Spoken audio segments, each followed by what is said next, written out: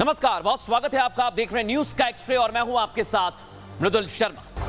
और आज सबसे पहले मैं आपको बताऊंगा लॉरेंस का एम कनेक्शन क्या है। लॉरेंस इस समय जेल में बंद है, लेकिन उसका एम कनेक्शन है माया नगरी यानी मुंबई से, माफियागिरी से और महाराष्ट्र के चुनाव से। और इसी पर आज की हमारी एक्सरे रिपोर्ट हमने तैयार की है दर्शक, जो बताती है कि कोई ना कोई कनेक्शन है जो अब हर तरह से एम कनेक्शन लॉरेंस से आकर जुड़ रहा है। लॉरेंस बिश्नोई, ये वो नाम है जो आजकल हर किसी के जुबान पर चढ़ा हुआ है। और जब ये नाम जुबान पर आता है तो लोगों के जहन में सबसे पहले कौन आता है?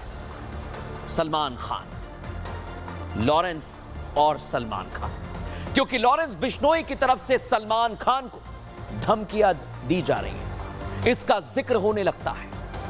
लेकिन आज मैं आपके लिए जो खबर लेकर आया हूं वो बहुत बड़ी खबर है दर्शकों। साबरमती जेल में बंद गैंगस्टर लॉरेंस बिश्नोई अगले महीने महाराष्ट्र में होने वाले विधानसभा चुनाव में एक उम्मीदवार के तौर पर खड़ा हो सकता है। हवा में कुछ नहीं कह रहा हूं। यह खबर सुनते ही आपके जहन में भी यह सवाल आया होगा कि लॉरेंस आखिर चुनाव लड़ेगा तो किस राजनीतिक दल से लड़ेगा। इसकी पूरी एक्सरे रिपोर्ट हमने तैयार की है। पार्टी का नाम है उत्तर भारतीय विकास सेना पार्टी, और इस पार्टी ने लॉरेंस बिश्नोई को ऑफर दिया है। देख लीजिए आप, ये पार्टी कोई ऐसी वैसी पार्टी नहीं है, चुनाव आयोग में रजिस्टर्ड है इसका नाम।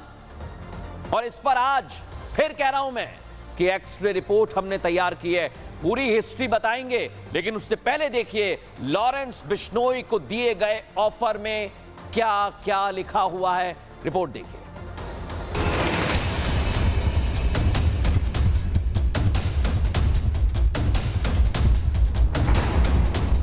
हाँ, सुनील शुक्ला जी, आप इसके राष्ट्रीय अध्यक्ष हैं। क्या आपने गैंगस्टर लॉरेंस बिश्नोई को ऑफर किया है महाराष्ट्र असेंबली इलेक्शन लड़ने के लिए? 100%। महाराष्ट्र की सियासत की घड़ी अब गैंगस्टर लॉरेंस बिश्नोई पर आकर रुक गई। अभी तक जो गैंगस्टर गुजरात में सलाखों के पीछे है, आज उसे जनप्रतिनिधि बनाकर खड़ा करने की तैयारी है। लॉरेंस बिश्नोई जो जेल में रहकर बाहर की दुनिया में हर वो काम करवा रहा है जो बाहर रहकर भी दूसरों के लिए मुमकिन नहीं। उत्तर भारतीय विकास सेना के इस ऑफर पर नजर डालिए, जिसकी शुरुआत ही आदरणीय लॉरेंस बिश्नोई लिखकर होती है।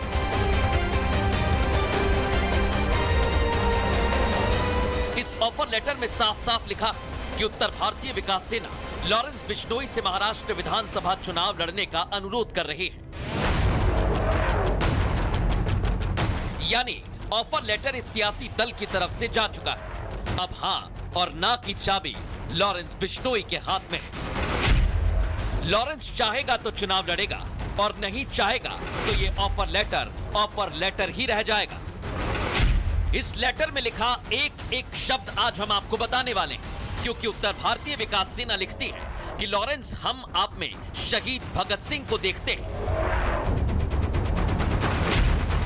लॉरेंस को चुनाव लड़ाने के इस ऑफर ने महाराष्ट्र विधानसभा चुनाव को एक अलग ही राह पर लाकर खड़ा कर दिया। अब सबकी निगाहें लॉरेंस के जवाब पर टिक गई हैं। दर्शकों, जैसा हमने शुरुआत में बताया, मेरा काम अब तक यह खबर को पारदर्शिता से लाने का है, और इसलिए रिपब्लिक भारत की टीम उत्तर भारतीय विकास सेना के राष्ट्रीय अध्यक्ष सुनील शुक्ला को फोन करती है। और मैं आपको बता रहा हूं, यह किसी के पास जानकारी नहीं है। अब जो आगे मैं बातचीत आपको सुनवाने वाला हूं वो बताएगी कि लॉरेंस को किस सीट से चुनाव लड़ाना चाहते हैं। इसका खुलासा भी जब हमने फोन किया तो बातचीत में हुआ है। इस ऑडियो को जरा ध्यान से सुनिए और देखिए लॉरेंस को टिकट कहां से देने वाले हैं। ये आपकी उत्तर भारतीय विकास सेना पार्टी है जी? हाँ, सुनील शुक्ला जी, आप इसके राष्ट्रीय अध्यक्ष हैं। क्या आपने गैंगस्टर लॉरेंस बिश्नोई को ऑफर किया महाराष्ट्र असेंबली इलेक्शन लड़ने के लिए? 100%।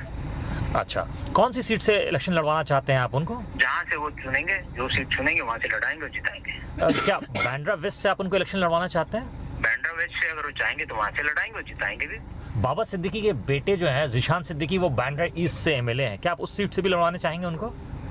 भैया बाबा सिद्दीकी के बेटे बहुत छोटे इंसान है, वो लॉरेंस से कंपेयर नहीं कर सकते। लॉरेंस भैया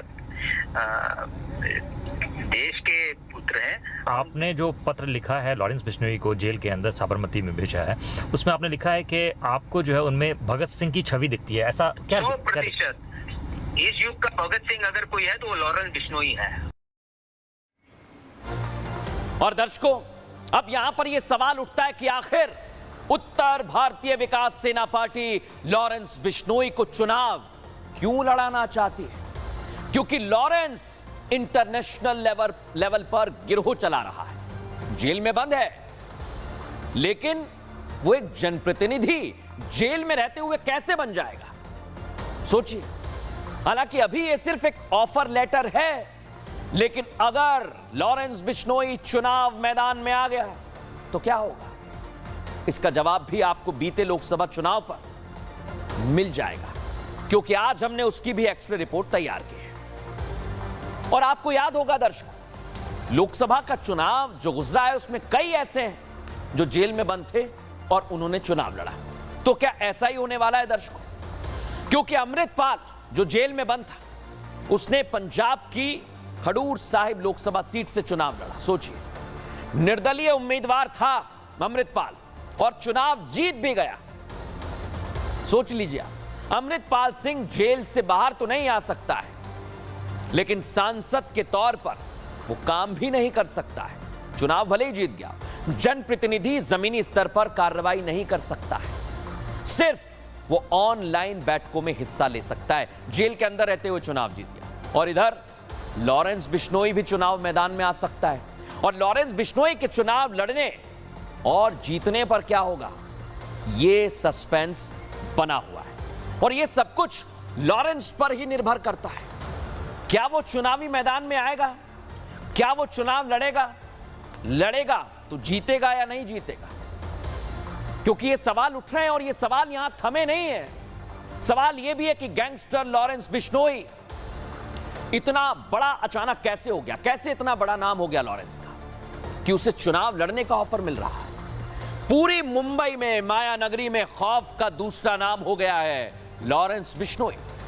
हर दूसरा शख्स उससे डरने लगा है। दर्शकों, इसका कारण भी है, एक के बाद एक मर्डर, हत्या, धमकियां, यही सबसे बड़ा कारण है। और आज मैं आपको, जैसा मैंने आपसे शुरुआत में कहा, कि एक एक हिस्ट्री में बताने वाला हूं कि आखिर इसके तार कहां से जुड़ रहे हैं, कैसे जुड़ रहे हैं। आइए जरा आपको बताता हूं ये कैसे हुआ। शुरुआत हुई खौफ का दूसरा नाम लॉरेंस, क्योंकि सिद्धू मूसेवाला हत्या की लॉरेंस गैंग ने जिम्मेदारी ली, और इसके बाद 12 अक्टूबर को बाबा सिद्दीकी की हत्या हो गई। लॉरेंस गिरोह के एक सदस्य ने इसकी जिम्मेदारी ली दर्शकों, सोशल मीडिया पर। और अब सलमान खान, बार बार सलमान को धमकी दी जा रही है लॉरेंस की तरफ से जान से मारने की। सलमान खान की सिक्योरिटी भी टाइट हो गई है दर्शकों।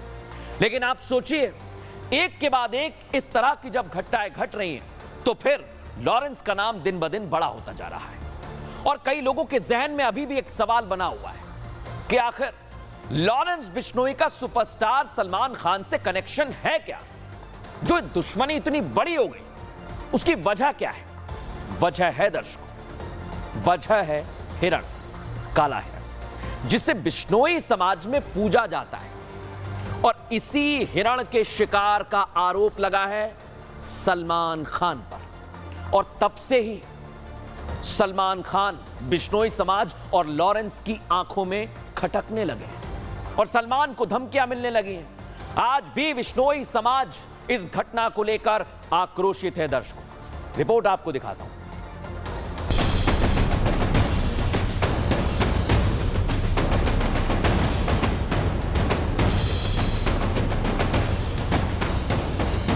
दाना जब खा रहा है तो इसको ये पता है कि यहाँ पे अपनापन है। लेकिन यही हिरण जो था वो 26 साल पहले कहीं ना कहीं सलमान खान के लिए गले की घंटी बन गया था। आज से 26 साल पहले सलमान खान पर काला हिरण और चिंकारा के शिकार का ऐसा आरोप लगा जो जीवन भर के लिए परेशानी का सबब बन गया। ये शायद वो खुद भी नहीं जानते थे। 1998 में आई फिल्म हम साथ साथ है की शूटिंग के दौरान सलमान खान पहली बार विवादों का हिस्सा बने। उन पर राजस्थान में शूटिंग के दौरान फिल्म की कास्ट के साथ काला हिरण का शिकार करने का आरोप लगा था। इस मामले में वो सजा भी काट चुके हैं, लेकिन बिश्नोई समाज उन्हें माफ करने को तैयार नहीं। सलमान खान के द्वारा चिंकारा हिरण का शिकार किया गया था, तो उनको उस मामले में सजा भी हुई है, तो वो दोषी है। उसी बात का रोष है कि सर वो यहाँ आकर माफी मांगे। तुमने हत्या की है, जीवों को मारा है, और तुम भगवान के आकर के कह दे भाई मैंने हे भगवान कृत्य किया, अपराध किया, पाप किया, मुझे माफ करो। 26 साल बाद अगर इस मामले में बात हो रही है तो इसकी वजह है लॉरेंस बिश्नोई, जो सलमान खान को पिछले कुछ समय से जान से मारने की धमकी दे रहा है। पूरा का पूरा इलाका है, ये रेस्क्यू सेंटर बिश्नोई समाज ने बनाया हुआ है। ठीक पीछे देखेंगे यहाँ पे राष्ट्रीय पक्षी मोर भी जो है वो भी आपको नजर आएंगे। लेकिन हीरों की जब चर्चा हुई है, बिश्नोई समाज की चर्चा हुई है, सलमान और लॉरेंस की चर्चा हुई है, तो समाज ये कह रहा है कि लॉरेंस बिश्नोई है और बिश्नोई परिवार में जन्मा है और गुरु जम्बेश्वर के 29 नियमों का पालन वो करता है। तो यही वजह है कि सलमान से उसकी दुश्मनी है। बिश्नोई समाज में हिरण के प्रति लगाव और जुड़ाव देखकर हम राजस्थान के बीकानेर में ही मुक्ति धाम मुकाम जा पहुंचे। ये वही मंदिर है जहां बिश्नोई समाज सलमान खान से आकर माफी मांगने की बातें कह रहा है। शिकार के बारे में कह रहे भी उन्होंने शिकार नहीं किया, तो फिर वो किसने किया? अगर नहीं किया तो वो भागते क्यों फिर रहे? आके बिश्नोई समाज से माफी मांगे फिर। वो अपने अहंकार में भाई मेरा कुछ क्या होगा, यहाँ माफी समाज के बीच में मांगनी पड़ेगी। हमारे को सलमान खान के कर्म से दुश्मनी है, उसके पाप से।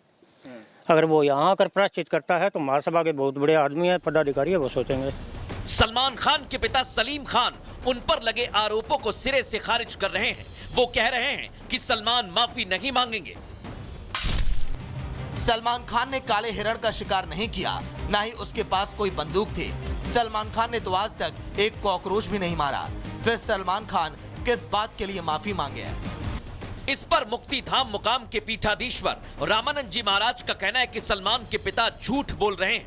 कानून ने जिसे सजा दी है वो सही कैसे हो सकता है? कोर्ट ने उसको दोषी माना है, दोषी मानने के बाद सजा हुई है, सजा में वो जमानत से छूटा है, फिर झूठ बोल रहे हैं। उन्होंने जानबूझ के किया, उनको पता था कि बिश्नोई क्षेत्र है और यहाँ जो है शिकार नहीं करने देते हैं। कोई जबरदस्ती तो हम नहीं कर रहे, तुम क्षमा मांग हमसे। हमने तो कोर्ट का सहारा लिया है, कचहरी का सहारा लिया है, और जो कचहरी है वो जैसे न्याय करेगी उसको मानेंगे हम। लॉरेंस की सलमान से दुश्मनी कब और कैसे थमेगी ये किसी को नहीं पता, लेकिन बिश्नोई समाज में सलमान को लेकर गुस्सा साफ दिख रहा है। गुस्सा तो है, लॉरेंस बिश्नोई की दुश्मनी तो सलमान खान से है, लेकिन अब माया नगरी में लोग लॉरेंस को दाऊद इब्राहिम के बराबर मानने लगे। दाऊद इब्राहिम के पाकिस्तान भागने के बाद बामुश्किल मुंबई से डी कंपनी का खौफ खत्म हुआ था, लेकिन अब मुंबई पर लॉरेंस बिश्नोई गैंग के पंजे की पकड़ बढ़ती जा रही है और यह आशंका भी बढ़ती जा रही है कि जेल में बंद रहकर जुर्म का साम्राज्य चलाने का तजुर्बा लॉरेंस बिश्नोई को मिल गया है। और इसलिए आज कुछ सवाल खड़े हो रहे हैं। ये सवाल जुड़े हुए हैं डी कंपनी से। कैसे डी कंपनी से लॉरेंस के तार जुड़ रहे हैं? और सबसे बड़ी बात यह है कि अभी तक जो तस्वीर आपने देखी है वो बहुत कुछ कह रही थी, लेकिन अब मैं आपको बताता हूं कि कैसे इसके तार जुड़े हुए हैं।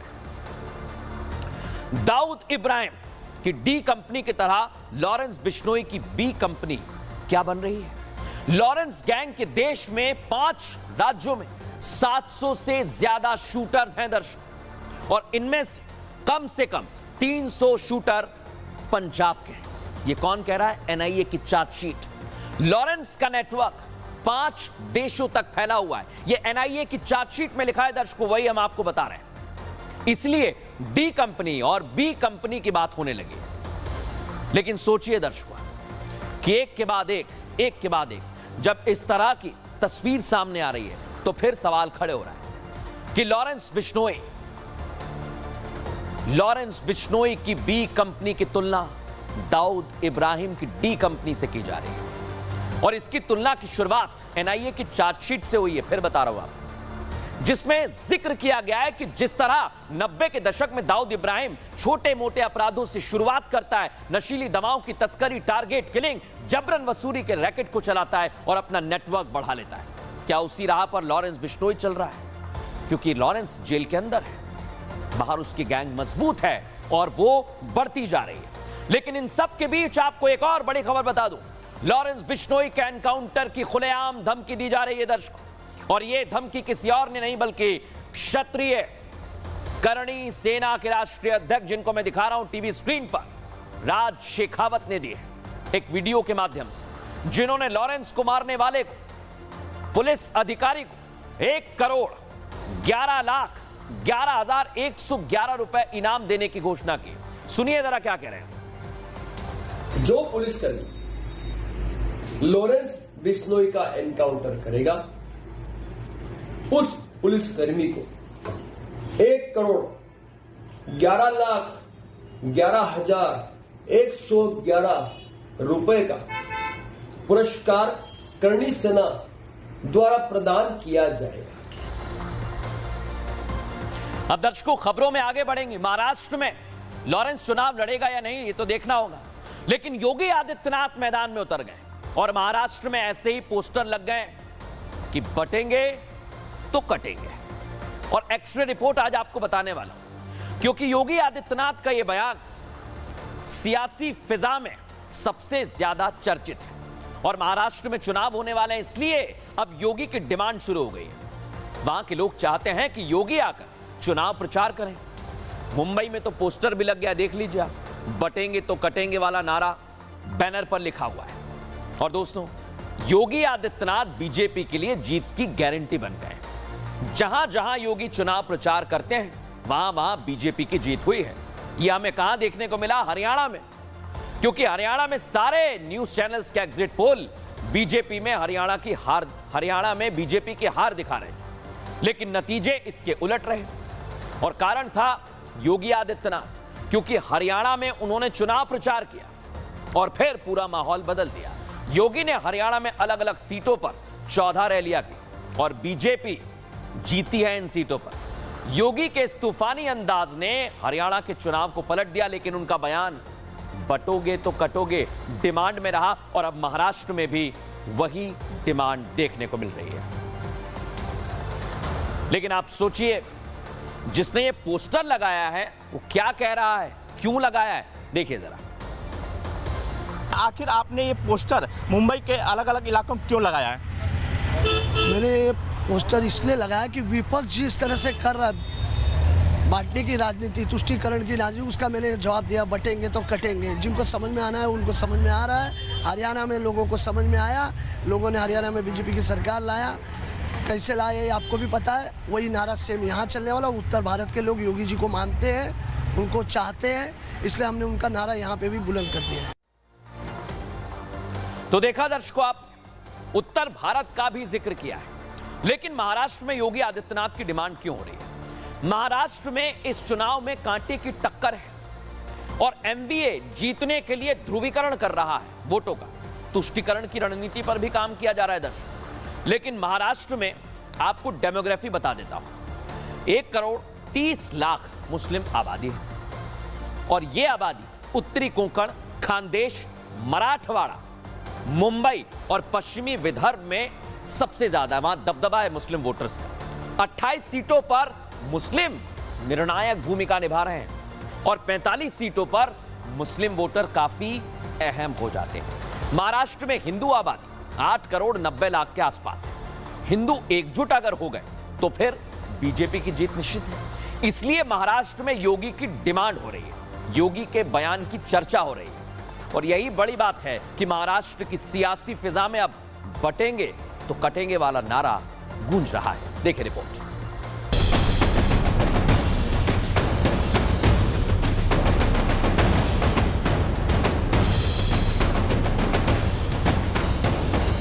हरियाणा के बाद अब महाराष्ट्र चुनाव में योगी की डिमांड हो रही है। मुंबई में जगह जगह योगी के बटेंगे तो कटेंगे वाले पोस्टर लग गए। महाराष्ट्र चुनाव में योगी की एंट्री से सियासी संग्राम छिड़ गया है। मुंबई के अंधेरी इलाके में लगा है सीएम योगी आदित्यनाथ का पोस्टर। मैं तस्वीरें दिखा रहा हूं किस तरह से यह पोस्टर लगाया गया है और लिखा गया है पोस्टर में, बटेंगे तो कटेंगे, योगी संदेश, एक रहेंगे तो नेक रहेंगे, सुरक्षित रहेंगे। ये तस्वीरें देख रहे हैं किस तरह से पोस्टर लगाया गया है और यही संदेश देने की कोशिश किया गया है कि जिस तरह से सीएम योगी आदित्यनाथ ने भाषण में कहा था कि बटेंगे तो कटेंगे, इसके बाद मुंबई के अलग अलग इलाकों में इसी तरह से पोस्टर लगाया गया है। मुंबई में जब योगी के बटेंगे तो कटेंगे वाले नारे के पोस्टर लगने की खबर फैली तो विपक्षी दलों की हवाइयां उड़ गईं। विपक्ष ने इसे बीजेपी की हताशा बताया और पोस्टर को नौटंकी करार दिया। मुंबई में अगर कोई पोस्टर लगा दे और उस पोस्टर में लिख दे कि बटेंगे तो कटेंगे, तो मुंबई की जनता भारतीय जनता पार्टी को जवाब ऐसे देती है कि न तो बटेंगे न ही कटेंगे, तानाशाही के खिलाफ डटेंगे और अहंकार के पंख छटेंगे। विपक्षी दल योगी के पोस्टर पर चाहे कुछ भी कहें, लेकिन जनता तो यही चाहती है कि योगी हरियाणा की तरह महाराष्ट्र में भी चुनाव प्रचार करें। यही नहीं, लोगों का तो यहां तक कहना है कि आगे योगी देश का नेतृत्व करें। ये पूरे हिंदुस्तान की जनता चाहती है कि योगी जी का ही अब शासन चलेगा और उनके ही नेतृत्व में भारत चलेगा। ये तो पूरे भारत की जनता चाहती है कि योगी मॉडल लागू हो पूरे भारत में। महाराष्ट्र चुनाव में योगी के इस पोस्टर का कितना असर होगा, ये तो चुनाव के बाद ही स्पष्ट होगा। लेकिन जनता में योगी को लेकर जिस तरह का उत्साह है और विपक्ष योगी के नाम पर जिस तरह से डर रहा है, उससे एक बात तो साफ है कि महाराष्ट्र में योगी का जलवा दिख रहा है।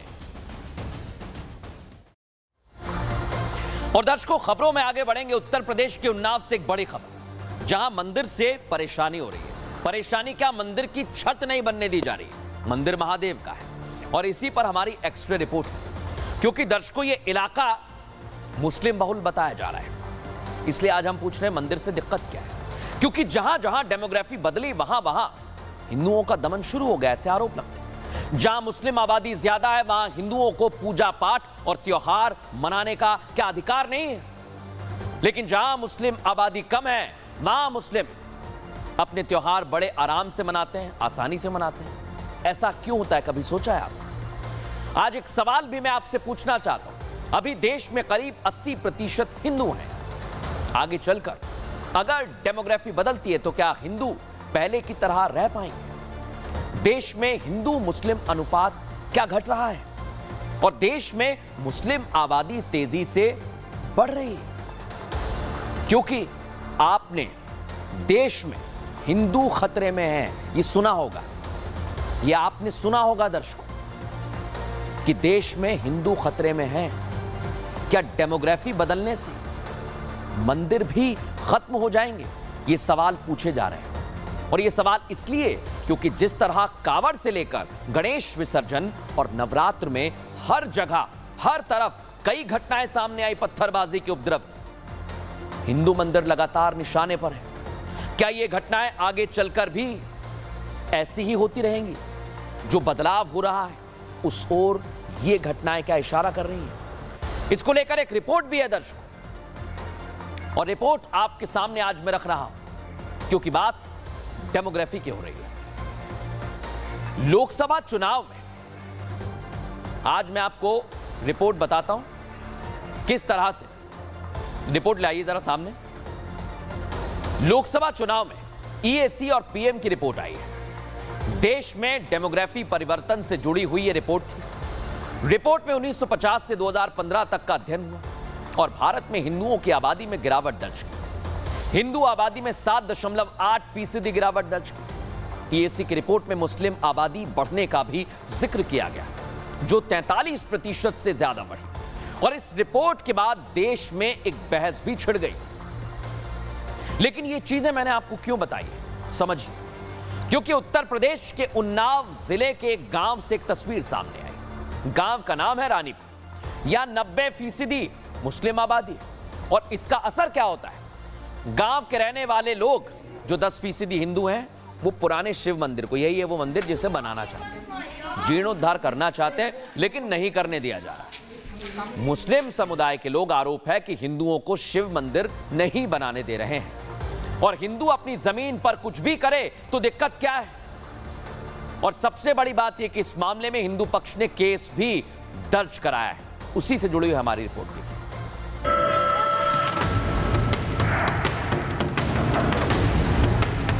उन्नाव का रानीपुर गांव कभी खुशहाल था। गांव के मंदिर में पूजा पाठ के साथ शंख और घंटे की ध्वनि गूंजती थी। लेकिन जब से इस गांव की डेमोग्राफी बदली है, मुसलमानों की आबादी 90% के पार पहुंची है, तब से यहां हिंदुओं की शामत सी आ गई। छत जलवाने का प्रयास और इस पर जो सौंदर्यीकरण का प्रयास किया जा रहा था लगातार, इस बात को लेकर इसको मना कर दिया गया कि 100 मीटर पे दूरी पर मस्जिद है, तो ये तो हम लोगों के लिए दुर्भाग्यपूर्ण है। तीज त्योहार में आते थे लोग, कहते हैं यहाँ पर आओगी, बच्चों को मारते भी हैं और कहते हैं यहाँ पे मतलब यहाँ पे ना करो, ये मंदिर बाहर बनाओ, जाके बाहर सब लोग जहाँ करना है सो करो, यहाँ गाँव के बीच में हमारी अजान में दिक्कत होती है।